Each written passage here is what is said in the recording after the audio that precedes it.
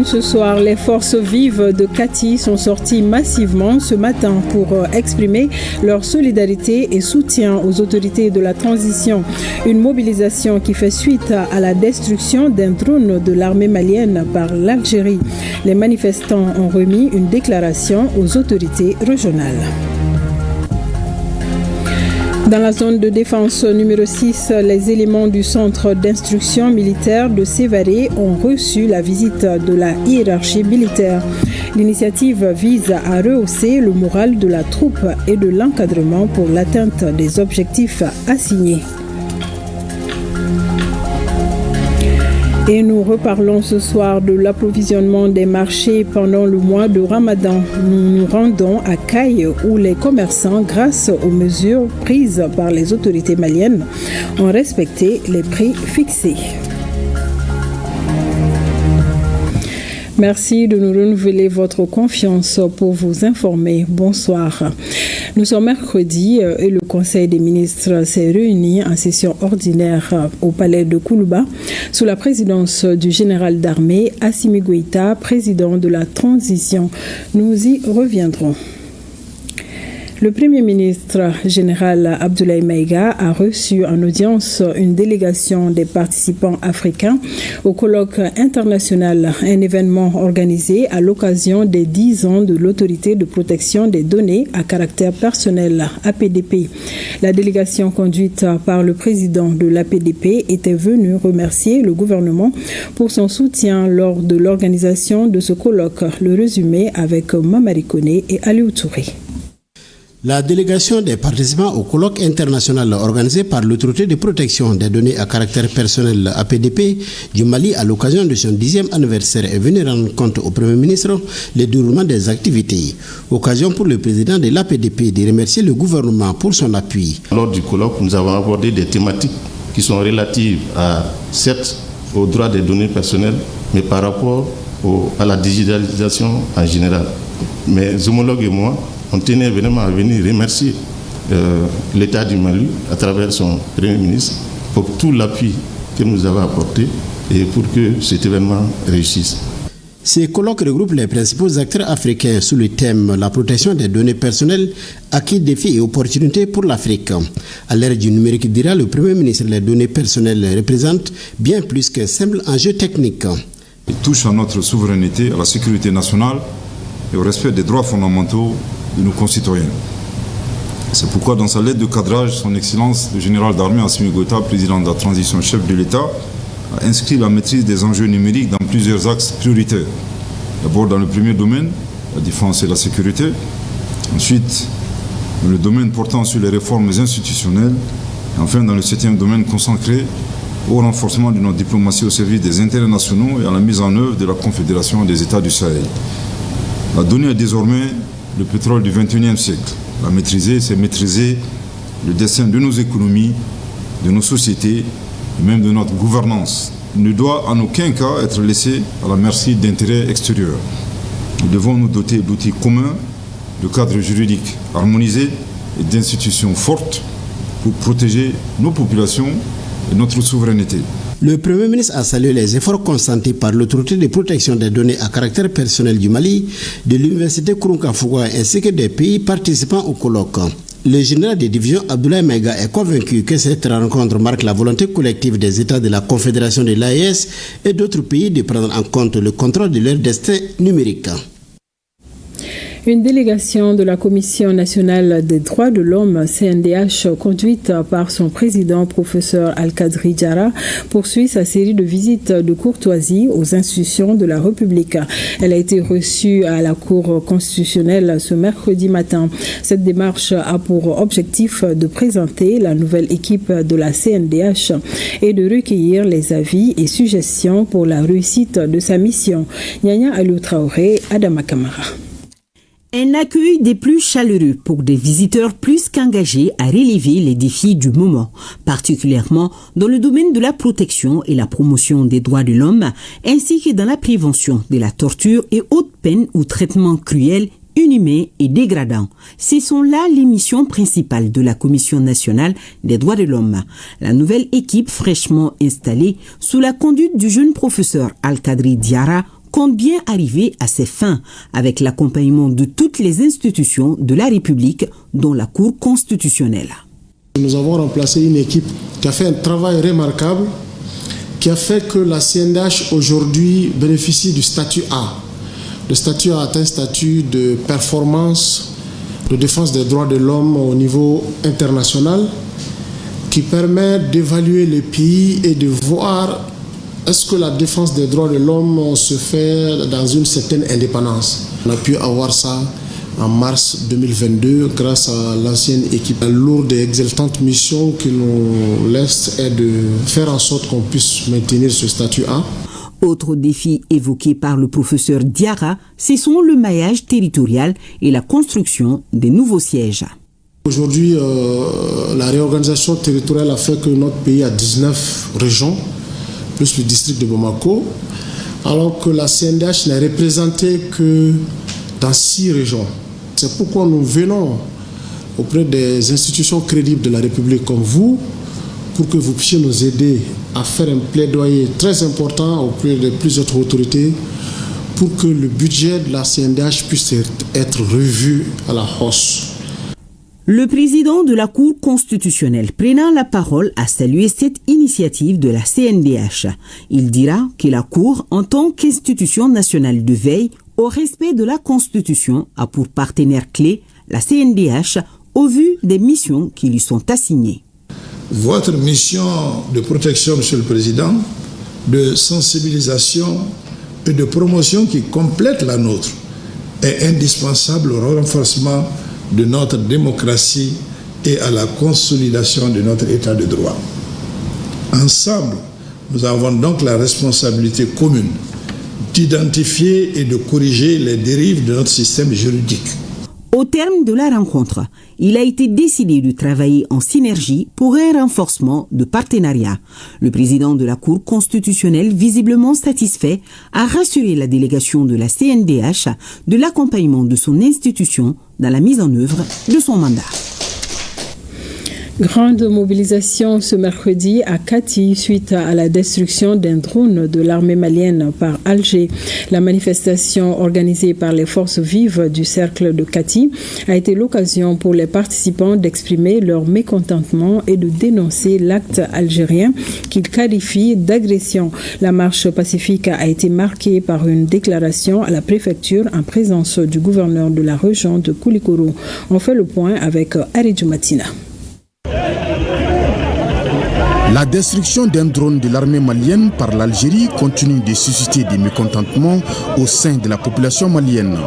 Dans le cercle de Kati, la ville garnison, les forces vives de la localité, debout et mobilisées sur le champ d'honneur, unis comme un seul peuple et une seule voix, manifestent leur indignation à travers cette marche pacifique.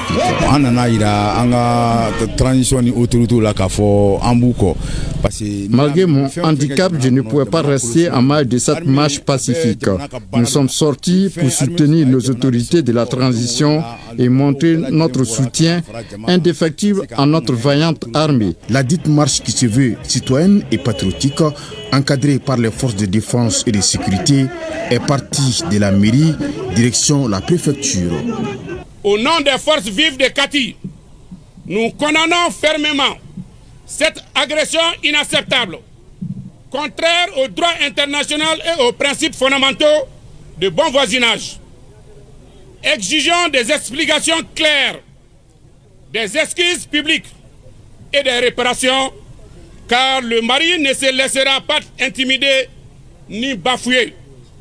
Les autorités locales du cercle de Kati, avec à leur tête le gouverneur de la région de Koulikoro, ont accueilli et salué les forces vives de Kati pour leur démarche. C'est des milliers de personnes qui sont sorties pour dire non, pour protester contre cette volonté algérienne, pour soutenir les plus hautes autorités de la transition dans leur politique de défense du territoire national. Comme le Mali a aidé la France à se libérer, il a été aussi pour l'Algérie un soutien de taille pour l'extraire du joug colonial. L'Algérie ne doit pas se tromper. Nous sommes des frères. Nous sommes sortis ce matin à travers cette marche pacifique pour dénoncer et nous disons plus jamais ça. Au même moment, nous renouvelons notre soutien à notre armée et au gouvernement de la transition. Les forces vives de Kati, lors de la marche, ont apprécié l'élan de solidarité des autres pays de l'AES dans cette affaire, avant d'inviter tous les fils et filles du pays à rester unis, vigilants et mobilisés pour faire face à l'adversité. Et suite des réactions toujours après la destruction du drone malien par l'Algérie, un pays qui a bénéficié du soutien du Mali pour son accession à l'indépendance. Nous avons approché le président du parti pour l'intégration et la souveraineté, Boubacar Bokoum. Il est interrogé par Tchemoko Konaté. C'est très déplorable aujourd'hui que le Mali et l'Algérie en arrivent à ce point parce que historiquement, nous avons toujours considéré ce pays comme un pays frère, un pays ami. Il n'est pas à oublier aussi que pendant toute la lutte d'indépendance de l'Algérie, que le Mali a été aux côtés de l'Algérie. La région de Gao, à un moment donné, a été même considérée comme base arrière pour permettre au FLN d'y engager ses troupes, de s'entraîner et de pouvoir faire la résistance contre la colonisation. C'est surprenant aujourd'hui que l'Algérie ait subitement changé de posture.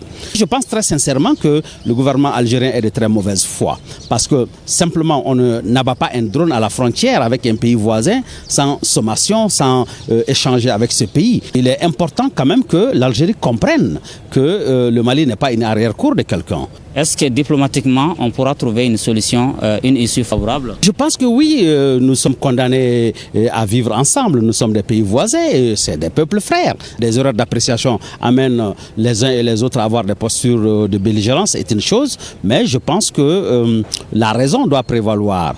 Parce qu'aujourd'hui, que ce soit l'Algérie ou que ce soit le Mali, personne n'a intérêt aujourd'hui à ouvrir un front entre le Mali et l'Algérie. Nous osons espérer que le bon sens va primer. Nous avons aujourd'hui une diplomatie malienne qui est très dynamique, très active et qui n'est pas dans la logique de faire la guerre. Nous ne sommes pas un peuple belliqueux. Nous sommes toujours pour la paix, mais dans le respect de notre dignité. Et nous continuons de recevoir des communiqués de soutien aux autorités maliennes. Et nous recevons sur ce plateau Awama Kamara pour la lecture d'un communiqué. Bonsoir Awama. Bonsoir Mariam Kouni, bonsoir à tous.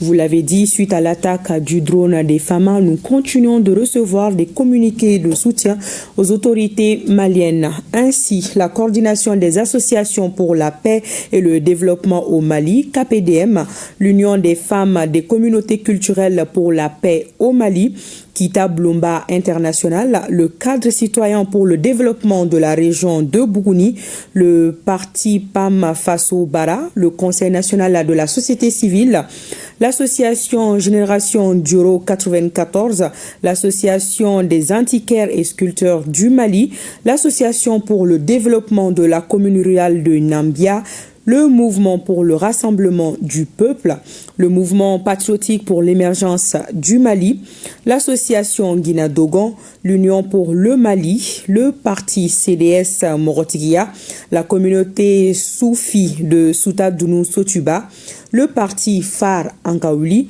l'Union des anciens élèves du Centre culturel islamique de Bamako, la Forçat civile, le parti PSP, le groupe des patriotes du Mali, l'Union des patriotes pour le renouveau, le mouvement Le Mali Ma Patrie, la FASCAM, le mouvement national Mali Jo Bara, l'Association nationale des anciens combattants militaires retraités, veuves et victimes de guerre du Mali, le FDM-MNJ, l'Association des forces vives, le mouvement Ambico, le réseau des femmes africaines ministres et parlementaires, l'Association des Maliens unis d'Amérique et le Forum panafricain des peuples africains ont appris avec une profonde préoccupation les rapports d'enquête de l'attaque sur le territoire malien du drone des forces armées et de sécurité par l'Algérie.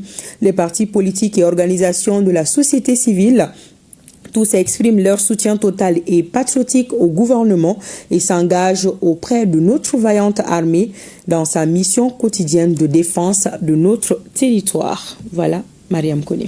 Merci, Awama Kamara. L'hôpital du Mali vient de bénéficier de kits solaires de grande capacité dans le cadre des œuvres sociales du président de la transition. Ce don permettra au centre universitaire de sécuriser ses équipements sensibles et d'avoir une autonomie énergétique. Batraoré. En période de grande chaleur, les perturbations de la fourniture d'énergie constituaient des menaces pour les installations et équipements sensibles de l'hôpital du Mali. Ceci appartient désormais au passé car le président de la transition vient de doter l'établissement universitaire d'un important lot de matériel solaire capable d'assurer l'autonomie du centre. Aujourd'hui, nous sommes à l'hôpital du Mali pour ces installations qui font un truc de 1 méga-100 qui est alimenté par 1000 panneaux de 575. Tout ça, c'est pour prendre en charge l'urgence, la réanimation, la morgue, les imageries et le labo. Pour la direction du centre universitaire, c'est un pas de plus pour la prise en charge des malades et pour la sécurisation des équipements. Ces installations solaires sécurisées et stables vont nous permettre d'assurer la disponibilité en électricité de façon permanente et d'améliorer la qualité de la prise en charge des patients. Aujourd'hui, je dis merci. Merci en mon nom. Merci au nom de tous les sans-voix, de tous les patients qui vont bénéficier de ces installations. Merci au personnel, au nom du personnel qui va faire ce travail dans de bonnes conditions. Une mission, c'est les moyens. Aujourd'hui, les agents de l'hôpital du Mali, on vous félicite pour tout ce que vous faites. Mais aujourd'hui encore, redoublez davantage d'efforts. Parce qu'aujourd'hui, vous serez dans les conditions pour mieux travailler. Et devant le Conseil spécial chargé des œuvres sociales, on dit que nous veillerons sur tout ce qui nous a été donné. Ce processus de renforcement de la capacité énergétique des centres hospitaliers du Mali se poursuivra selon le conseiller spécial car la vision du président de la transition est de faciliter la prise en charge des malades. Parlons à présent de la coopération entre Bamako et Tokyo. Le Japon s'engage à financer 8 projets au Mali pour une enveloppe de 6,6 milliards de francs CFA. Ces projets seront exécutés par les agences onusiennes et le CICR. L'information a été donnée ce mercredi 9 avril lors d'une conférence de presse à la Maison des Nations Unies, sise à Badalabougou. Les précisions avec Bemba Sibi et Mbarakou Maïga. C'est dans les moments difficiles qu'on reconnaît ses amis, dit-on. Eh bien, au moment où le Mali traverse une période assez difficile de son histoire et où certains essaient de ternir l'image du pays, le Japon, un partenaire stratégique, annonce le financement de 8 projets à hauteur de plus de 6,5 milliards de francs CFA sous forme de dons. Les différents projets qui seront mis en œuvre dans le cadre de cet accompagnement du Japon, nous pourrons non seulement améliorer la situation immédiate des populations, parce qu'il y a des appuis humanitaire, de sauver des vies dans le cadre du package, mais aussi proposer des bases d'un développement plus inclusif, plus durable, avec des solutions beaucoup plus coordonnées et plus intégrées entre les différentes agences, qui permettront aux communautés maliennes de devenir plus autonomes, plus résilientes face aux défis actuels et à venir. Cet appui révèle une importance capitale car il ne couvre pas que les urgences. Les projets exécutés par 8 agences onusiennes et le CICR proposent les bases d'un développement coordonné, ceci en apportant une réponse aux défis en matière de sécurité humaine, d'assistance humanitaire et le développement socio-économique. De plus, la mise en œuvre des projets du BIT et de la FAO basés sur l'utilisation du produit STEIN, un agent de durcissement du sol, permettra également aux entreprises et aux jeunes maliens de s'approprier cette nouvelle technologie innovante japonaise et de la vulgariser au Mali. Le Japon affirme ainsi par la voix de son ambassadeur que le pays du soleil levant est un partenaire stratégique de premier plan du Mali. L'axe Bamako-Tokyo se renforce à travers ce financement important. Les acteurs de la chaîne pénale des régions de Ségou, Mopti, Gao, Tombouctou et du district sont réunis à la faveur d'un atelier ici à Bamako. Objectif, comment institutionnaliser le cadre de concertation des acteurs afin d'adapter de façon continue le système judiciaire au contexte. Boubacar Bablé-Touré pour plus de précisions. La chaîne pénale étant un processus complexe, toujours confronté à de nouvelles réalités, une mise à jour de l'appareil judiciaire est plus que nécessaire pour garantir une justice forte, efficace et juste. Pour l'atteinte de ces objectifs, une institutionnalisation des cadres de concertation des acteurs du secteur s'impose. C'est bien le sens de cette journée initiée par l'Organisation internationale de droit de développement IDLO au Sahel dans le cadre de son programme d'appui au système de justice du Mali, du Burkina Faso et du Niger. Nous avons l'espoir aujourd'hui de doter les acteurs de la justice de tous les instruments nécessaires à la mise en œuvre effective des réformes que vous avez entreprises depuis quelques années au ministère de la Justice et des Droits de l'Homme. L'opportunité qui nous est offerte aujourd'hui, c'est d'aller vers l'institutionnalisation effective des cadres de concertation des acteurs de la chaîne pénale. Le programme justement d'appui intégré au système de justice pénale, qui est une initiative de l'île Sahel, adopte une approche d'adaptation itérative centrée sur les problèmes pour renforcer la chaîne pénale classique et améliorer l'accès à la justice au Mali, au Burkina Faso et au Niger. Le cadre sera mis à profit par les participants pour mener une réflexion sur les défis et enjeux auxquels fait face la justice. Il permettra également de favoriser le partage d'informations sur les nouvelles données en vue d'une synergie d'action au niveau de la chaîne pénale. La synergie d'action constitue un facteur certain de dynamisme et d'efficacité, réfutant l'anarchie et des actions non concertées et cacophoniques. Ne dit-on pas que l'union fait la force? La chaîne pénale est un processus qui commence avec l'enquête préliminaire pour aboutir à l'exécution des peines en passant par l'instruction et le jugement. Chaque maillon de cette chaîne doit fonctionner de manière cohérente et fluide pour garantir une justice pénale de qualité. Financé par le Royaume des Pays-Bas, le cadre a regroupé les acteurs de la chaîne pénale des régions de Ségou, Mopti, Gao, Tombouctou et du district de Bamako. Et partons à présent à Sévaré, précisément dans la zone de défense numéro 6. Les éléments du centre d'instruction militaire de Sévaré ont reçu la visite de la hiérarchie militaire. L'initiative vise à rehausser le moral de la troupe et de l'encadrement pour l'atteinte des objectifs assignés. Reportage Oumar Maïga Mahmoud, Ouedraogo et Suleiman Tepsouké. Le commandant de la zone de défense numéro 6 de Sévaré, le colonel Pascal Berti, a effectué une visite de soutien et d'encouragement aux éléments en formation commune de base au centre d'instruction de Soufroulaye dans la commune rurale de Sio, après plus d'un mois d'épreuves physiques, théoriques et morales. Aller voir les conditions d'hébergement des nouvelles recrues en formation dans ces centres et également donner des conseils déjà à l'encadrement pour la bonne marche de cette formation et également aux apprenants, leur donner les conseils d'usage parce qu'ils quittent la vie civile et entamer une nouvelle phase de leur vie qui est la vie militaire. Tout ce qui se passe s'inscrit dans une dynamique que désormais nous aurons les yeux rivés sur cette nouvelle génération de militaires qui ont le souci de la gestion de la ressource humaine, de l'amélioration des conditions de vie et de travail de nos militaires. Autre axe fort de cette visite, la remise d'attestations de fin de formation en informatique à 32 personnels féminins du camp Amadou Boukari Bari d'Ibalobo de Sévaré, couplé à l'inauguration des locaux réhabilités de la direction régionale des transmissions, des télécommunications et de l'information de la zone de défense numéro 6 dans la région militaire de Sévaré. Cette formation avait pour but de renforcer leurs capacités en vue de leur emploi futur au niveau des secrétariats des régiments et des unités. Les militaires que nous utilisons aujourd'hui sur le théâtre des opérations méritent désormais notre attention, méritent notre respect, méritent tous les égards possibles pour que pendant la période où ils font leur préparation, que ça se passe dans de bonnes conditions de vie. Une descente de terrain qui a permis au commandant de la région militaire numéro 6 de s'assurer des conditions de formation des éléments des centres d'instruction de Soufourlaye et de renforcement des capacités du personnel féminin.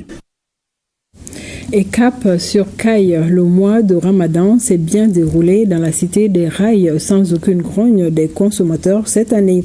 Le marché était correctement approvisionné en produits de large consommation et à des prix très abordables.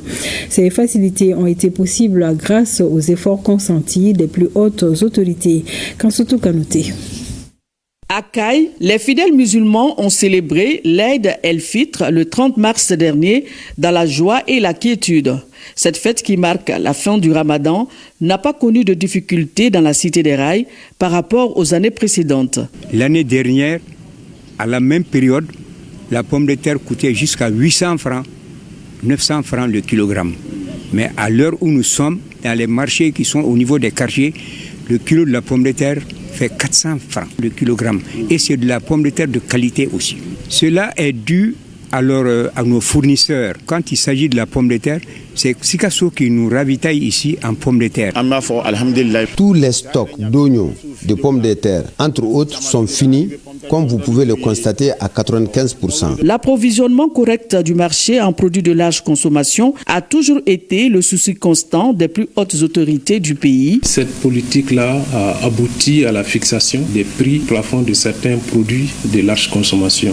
Les magasins étaient très bien approvisionnés et que les prix étaient bien respectés. Et les quantités également étaient disponibles. Pendant la période de Ramadan, nous avions également suivi au déchargement de ces quantités dans leurs magasins de stockage. Nous sommes très très contents. Les raisons ne sont pas les mêmes. Souvent quand on donne les prix, je pense qu'il faut beaucoup réfléchir et puis voir éventuellement la différence entre Bamako et les autres régions. La réussite de cette opération d'approvisionnement correct du marché en produits de première nécessité afin d'alléger la souffrance des consommateurs a été possible grâce à l'implication du gouverneur de la région de Caille, des opérateurs économiques et de la direction régionale du commerce, de la consommation et de la concurrence. Les réunions préparatoires qu'on a eu à effectuer également avec les différents acteurs nous ont permis d'échanger en vive voix avec eux et prendre en compte certaines de leurs préoccupations, et eux également nous ont soutenus vraiment pour la réussite de cette mission. Le contrôle là qu'on a eu à faire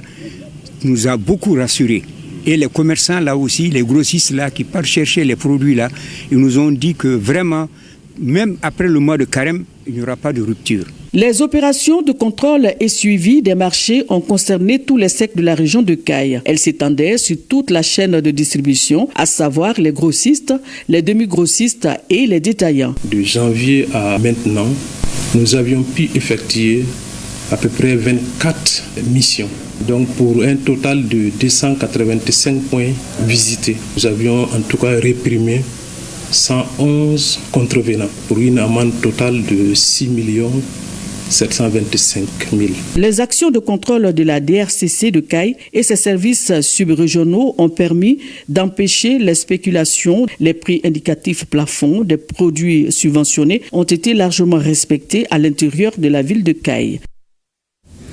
Le projet GISRA, initiative conjointe pour une action religieuse stratégique, a tenu le 13 mars dernier sa première réunion du comité de pilotage. Cette première rencontre a édifié les membres du dit comité sur les acquis et la pérennisation des activités réalisées courant 2024.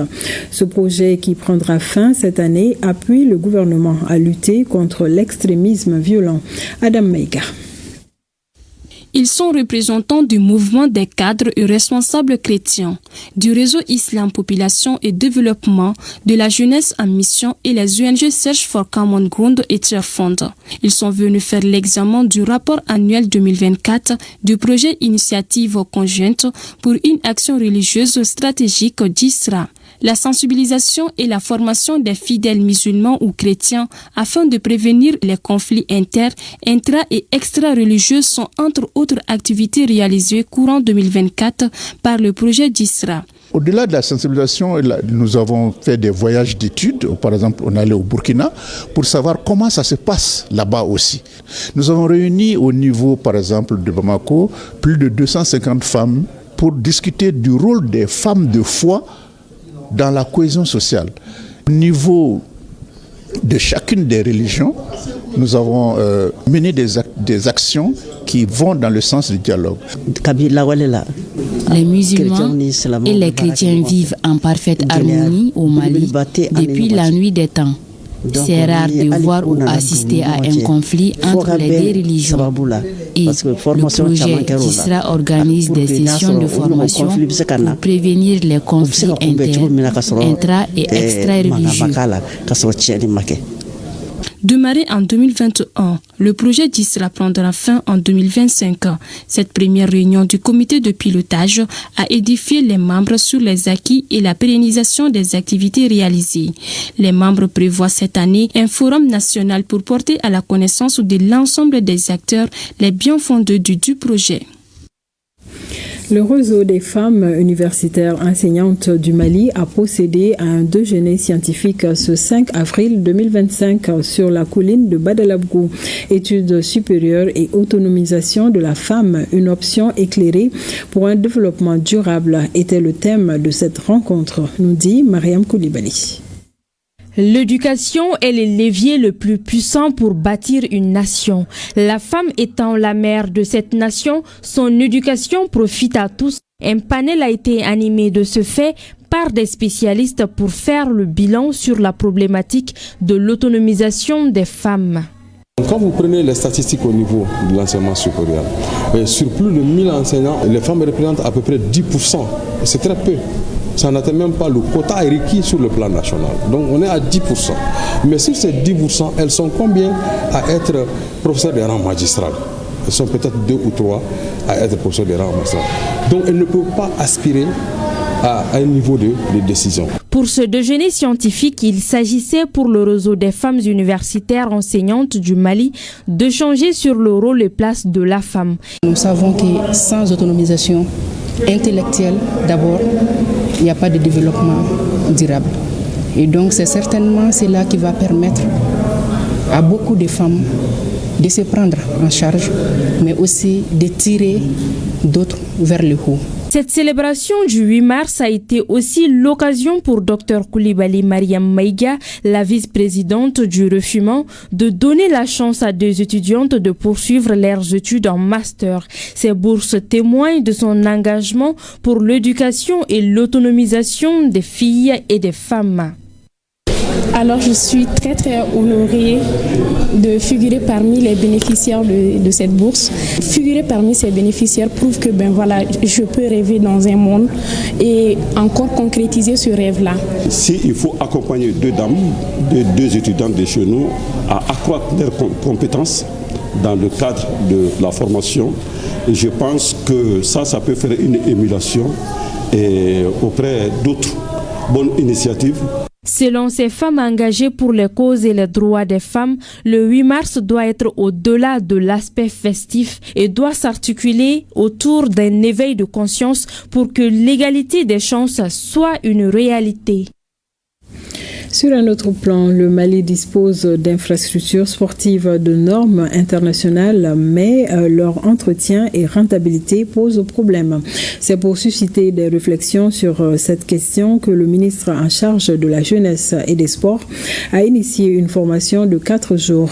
Elle est destinée aux directeurs des stades et autres établissements sportifs. Salif Ouedrago.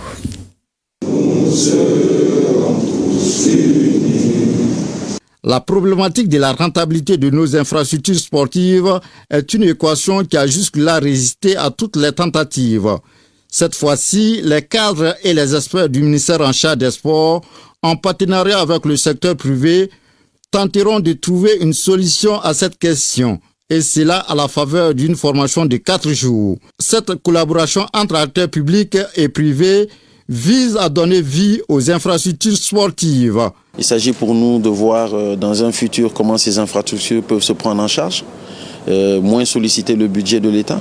Ces infrastructures, comment elles peuvent être utiles pour donner les meilleurs services à nos concitoyens. Cela pour nous va changer énormément de choses. D'aller dans le cadre du processus de digitalisation également. Parce que pour nous, la digitalisation nous permet de maîtriser énormément de choses en même temps. Non seulement de rendre pratique l'utilisation et l'usage de nos infrastructures, mais de pouvoir maîtriser également les coûts. Les infrastructures sportives constituent un levier essentiel pour la mise en œuvre du droit à l'exercice du sport et un outil de choix pour la promotion de l'éducation sportive. Le président de la transition à travers une volonté politique, a investi énormément d'argent dans le cadre des infrastructures sportives et des autres infrastructures au niveau de la citoyenneté. Donc il était important pour nous de trouver le moyen de rentabiliser ces infrastructures.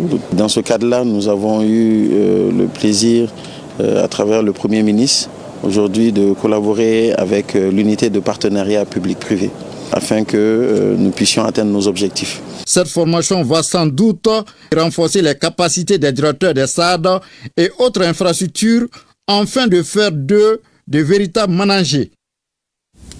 Pour véhiculer le message de paix, promouvoir l'intégration entre les peuples et brandir le drapeau malien partout en Afrique de l'Ouest, un jeune marcheur malien d'une quarantaine d'années a choisi de parcourir la distance Dakar-Abidjan à pied en passant par Nouakchott et Bamako sur une distance totale de plus de 3500 km.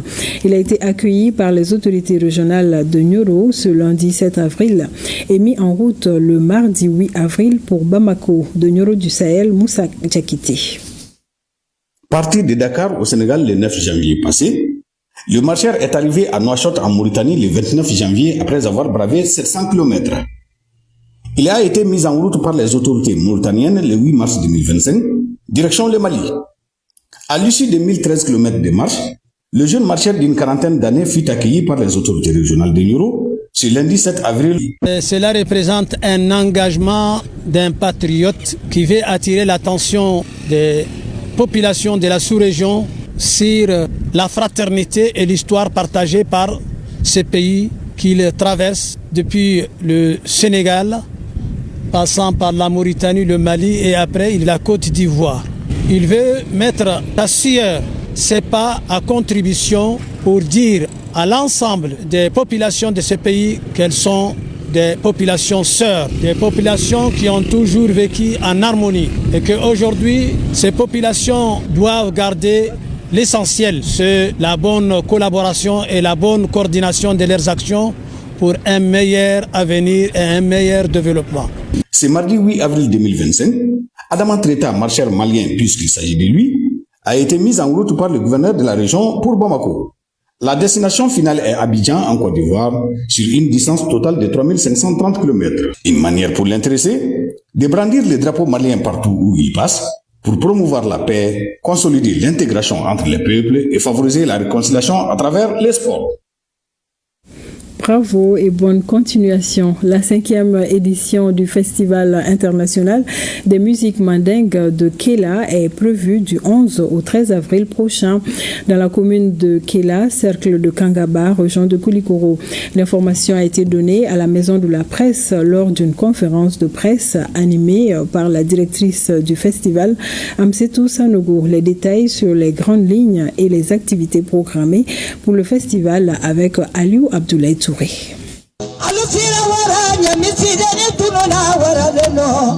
Après une année de pause, le festival de Kéla reprend ses droits. La directrice du festival a voulu, à travers cette conférence de presse, partager avec les journalistes les grandes lignes de cette 5e édition. Nous avons mis ce festival en place pour pouvoir vraiment donner encore davantage un éclat à notre culture, nos traditions, à travers la musique et beaucoup d'autres choses sur place. Nous avons des rencontres professionnelles, foires et expositions. Nous avons aussi visites touristiques, prestations de groupes, des danses traditionnelles et autres. Et nous avons un défilé des modes, un match amical et un atelier de formation. Le Festival international de musique mandingue de Kéla est un festival de musique, d'art et de la culture. Au dire de la directrice du festival, des innovations majeures sont apportées. Nous avons approfondi tout ce que nous faisons les années précédentes, côté culture et la formation des jeunes. Bassekou Kouyaté comme parrain et Doul, mais nous aurons d'autres artistes aussi sur place. Le thème de cette 5e édition est la culture, facteur de cohésion sociale. Un thème qui met en lumière le rôle essentiel que joue la culture dans le renforcement du vivre ensemble et de la paix durable.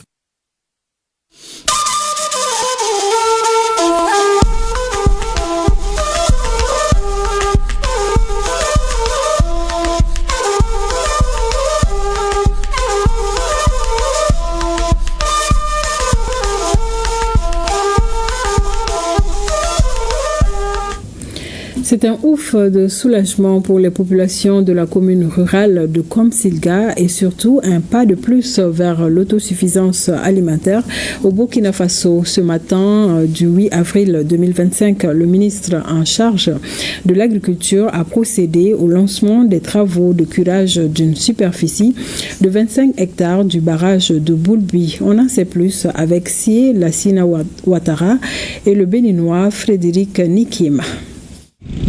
Sur cette étendue de terre aride d'environ 147 hectares, une dame est à la recherche de bois de chauffe. Une situation d'autant plus extraordinaire que nous sommes en plein cœur du lit du barrage de Boulbi, dans la commune rurale de Komsilga. Près de 5 mois après la saison pluvieuse, l'eau du barrage s'est soustraite à la vue des populations en raison de son ensablement. Une situation inquiétante pour ces milliers d'exploitants. Ce barrage est source d'emploi pour des milliers de populations de la localité. Avant sa réalisation, beaucoup de nos parents ont été contraints d'aller à l'aventure hors de nos frontières. Avec son ensablement, nous courons le risque de retomber dans cette situation malheureuse. La situation aujourd'hui est en passe d'être résolue grâce au déploiement de ces gros engins de la Sonater, la Société nationale de l'aménagement des terres et de l'équipement rural. Leur mission, retirer la boue, le sable ou tout autre débris accumulé dans le lit du barrage afin de restaurer sa capacité de stockage d'eau. À bord de ce bulldozer, le chef du département en charge de l'agriculture, le commandant Ismaël Sombier himself, le démarrage des travaux de curage. Le point de départ a été la remise, il y a de cela quelques semaines, d'engins et de moyens pour pouvoir faire au profit des populations des travaux en lien avec la mobilisation d'eau pour la production agricole. Boulbi, qui est un barrage qui, selon les informations qui nous sont revenues à aujourd'hui près de 74 ans, bénéficie à une population périurbaine très importante. Il y a également un périmètre de 85 hectares qui est attelé à ce barrage. Et l'eau de ce barrage permet justement aussi bien pour la consommation des animaux, mais également pour irriguer les périmètres qui sont attelés à ce barrage. C'est donc un barrage qui a un caractère assez stratégique au regard de ce que représente la production périurbaine dans le cadre de la sécurité alimentaire. Au dit des techniciens de la Sonater, les résultats de sondages géotechniques révèlent que l'ensablement du barrage de Boulbi varie de 0,5 mètres à 2 mètres par endroit. Le curage va donc permettre d'accroître d'environ 100 000 mètres cubes d'eau la capacité de stockage du barrage estimée à plus de 1 800 000 mètres cubes. Initialement, c'est un curage prioritaire de 14 hectares. Par la suite, on pourrait étendre sur 11 hectares pour faire les 25. Mais le ministre a instruit à ce qu'on fasse les 25 au même moment. La Sonater dispose donc de 45 jours pour boucler les travaux de curage bien avant le début de la saison pluvieuse. En plus de Boulbi, d'autres barrages sur l'étendue du territoire national vont connaître la même opération d'entretien. Un pas significatif vers l'autosuffisance alimentaire prônée au plus haut sommet de l'État. Et direction Niamey, où le Premier ministre, ministre de l'économie et des finances Ali Mahaman Lamine Zeine, a rencontré hier le ministre tchadien de la communication, porte-parole du gouvernement au centre des échanges, la coopération entre le Niger et le Tchad et le point de son séjour à Niamey. Compte rendu Nana Mariama El Moutari et Mahamadou Adamou. Présent au Niger dans le cadre de la 6e édition du Festival des civilisations du fleuve Niger couplé à la saison touristique 2025, le ministre de la Communication, porte-parole du gouvernement du Tchad à la tête d'une délégation, a mis à profit son séjour pour effectuer des visites dans le milieu de la communication et de l'audiovisuel avant d'être reçu par le Premier ministre, ministre de l'économie et des finances Ali Mohamed Lamine Zeine ce mardi. Le ministre Gassim Cherif Mahamat dit avoir échangé avec le Premier ministre sur la coopération bilatérale, les liens séculaires entre les deux pays. D'abord, nous avons répondu à l'invitation de la ministre du Tourisme et de l'Artisanat du Niger en vue de participer au Festival des civilisations du fleuve. Et deuxièmement, nous avons rencontré le ministre de la Communication du Niger pour discuter de l'expérience nigérienne en matière de communication, notamment l'IFTIC, l'école de journalisme du Niger, qui a formé beaucoup de cadres tchadiens. Donc nous sommes venus nous imprégner du modèle nigérien, du savoir-faire nigérien.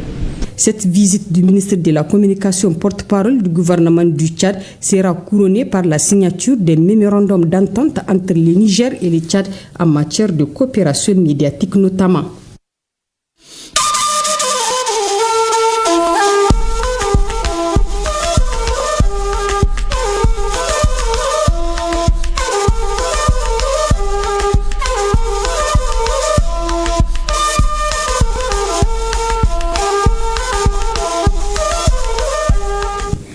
Votre émission Malikoura reprend ses droits ce soir sur la télévision nationale après le mois de Ramadan. À suivre après ce journal, un numéro spécial sur le Dambé, une valeur ancestrale à préserver. Malikoura reçoit les membres de l'association Dambéton pour des éclairages sur les conséquences de la déperdition sociale, les règles pour une bonne conduite sociale et le rôle du Dambé ou dignité dans le Malikoura. Une émission en langue officielle Bamanankan animée par Bouré Makane Beka. À suivre donc après ce journal. Merci de votre aimable attention. Bonsoir.